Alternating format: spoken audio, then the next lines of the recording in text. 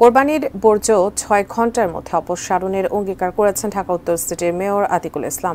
আর এজন্য ২৪ ঘণ্টার কথা বলেছেন দক্ষিণের মেয়র ব্যারিস্টার ফজলে নূর তাপস। তিনি জানিয়েছেন ৭২ ঘণ্টার মধ্যে পশুর হাটের বর্জ্য সাফ হবে। রাজধানীতে বুধবার দুটি পৃথক অনুষ্ঠানে দুই মেয়র একথা জানান। ইনশাআল্লাহ আমরা ২৪ ঘণ্টার মধ্যেই সকল বর্জ্য অপসারণ করতে সক্ষম হব।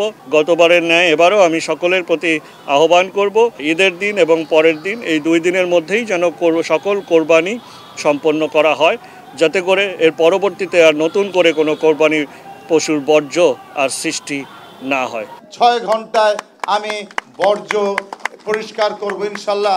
আমাদের সকল পরিষ্কার পরিচ্ছন্ন কর্মীদেরকে নিয়ে, জনগণকে নিয়ে আমি এবং আমার সিটি কর্পোরেশনের সকল কর্মকর্তা, সকল কর্মচারী সেদিন আমরা মাঠে থাকবো ইনশাল্লাহ, সকল কাউন্সিলর এবং জোনালদেরকে নিয়ে।